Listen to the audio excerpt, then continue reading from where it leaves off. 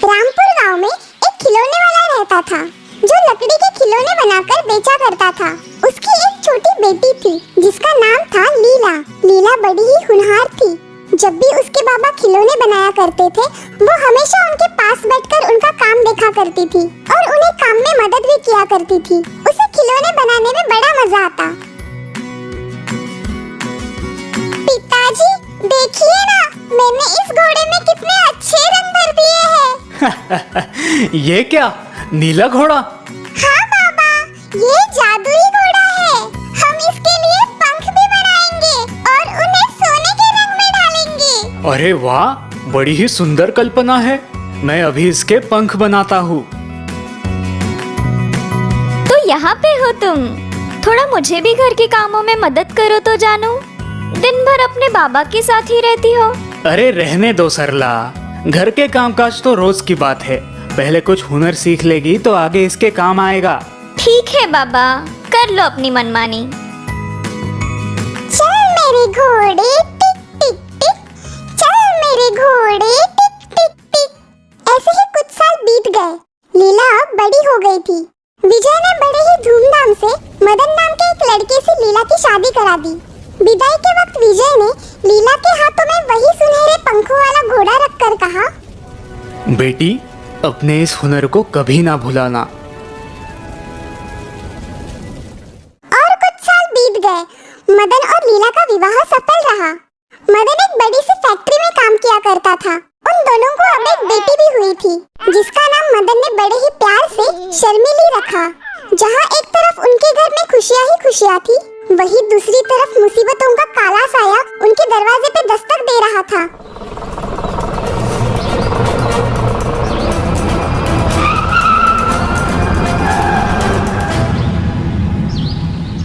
बस के इस हादसे में मदन को अपने दोनों हाथ गंवाने पड़े। अपनी इस विकलांगता से दुखी होकर एक रात मदन घर छोड़कर चला गया। लीला पे जैसे आसमान टूट पड़ा। अब घर की पूरी जिम्मेदारी लीला के कंधों पर आ पड़ी। उसे समझ नहीं आ रहा था कि अब वो करे तो क्या करे। एक दिन घर के एक कोने में बैठी लीला अपने नसीब को कोस रही थी। हे परमेश्वर, मैं क्या करूं? कहाँ जाऊं? मुझे कुछ समझ नहीं आ रहा। चल मेरे घोड़े टिक टिक टिक। लीला देखती है कि उसकी बेटी उसी घोड़े के साथ खेल रही है जो लीला को उसके पिताजी ने दिया था। जादुई घोड़े, मुझे बहुत भूख लगी है, कुछ खाने को दो ना। देखो ना माँ, ये घोड़ा मेरी बात ही नहीं सुनता। तुमने तो कहा था कि ये घोड़ा जादुई है, वो मेरी हर बात सुनेगा। लीला को अपने पिताजी की कही बात याद आती है। बेटी, अपने इस हुनर को कभी ना भुलाना। माँ, क्या हुआ? बताओ ना, क्या सच में ये घोड़ा जादुई है? हाँ बेटा, ये घोड़ा जादुई है। ये तुम्हारी हर बात सुनेगा, हर बात। उस दिन से लीला ने तय किया कि वो अपने हुनर का इस्तेमाल करेगी। वो खिलौने बनाएगी और उन्हें बेचकर अपना घर चलाएगी और बेटी की शिक्षा भी पूरी करेगी।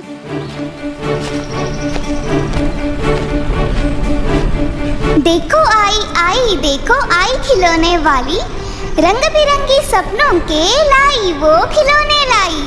हाथी, घोड़ा, ऊंट, शेर और मस्ताना बंदर, देखो देखो आया देखो सपनों का सौदागर। ले लो जल्दी ले लो, हो जाए ना देर, फिर ना कहना रूठे रहना, मुझको हो गई देर।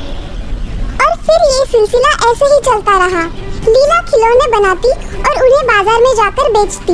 अब उसके खिलौनों की मांग बढ़ती ही जा रही थी और ज्यादा मुनाफा मिलने के बाद एक छोटा सा दुकान भी शुरू करती है। बहन, क्या मुझे कोई काम मिल सकता है? मेरे पति गुजर गए, अब इस दुनिया में मेरा कोई नहीं। दुखी ना हो बहन, तुम चाहो तो मेरे कारखाने में काम कर सकती हो। आपका कारखाना? हाँ बहन, जहाँ पे मैं ये खिलौने बनाती हूँ, वहाँ पे खिलौने बनाने का प्रशिक्षण भी दिया जाता है, जिससे तुम खुद भी खिलौने बना पाओगी और उन्हें बेचकर खुद के पैरों पर खड़ी भी हो पाओगी। लीला उस औरत को अपने कारखाने में लेके आती है। लीला की इस सफलता की कहानी बड़े बड़े न्यूज चैनल्स और समाचार पत्रों में भी छपकर आती है। ऐसे ही किसी एक अखबार में मदन लीला की तस्वीर देखता है। ये तो लीला की फोटो है। पढ़कर मदन को अपनी गलती का एहसास होता है। वो फिर से अपने घर लौट आता है। मुझे माफ कर देना लीला, मैं तुम पे बोझ नहीं बनना चाहता था। पति पत्नी का रिश्ता कोई बोझ नहीं होता, वो तो एक अटूट बंधन है। मुझे खुशी है कि आप वापस आए। मुझे तुम पे गर्व है लीला, मगर तुमने ये सब किया कैसे? ये सब इस जादुई घोड़े का कमाल है ना माँ? जादुई घोड़ा? हाँ, जादुई घोड़ा। मेरे पिताजी ने खिलौने बनाने का हुनर मुझे सिखाया था और उन्होंने ही ये घोड़ा बनाकर मुझे दिया था। क्या देखा पिताजी, है ना ये जादुई घोड़ा? हाँ बाबा, है ये जादुई घोड़ा। तो फिर बोलिए, चल मेरे घोड़े टिक टिक टिक, चल मेरे घोड़े टिक टिक टिक, चल मेरे घोड़े टिक टिक टिक, चल मेरे घोड़े टिक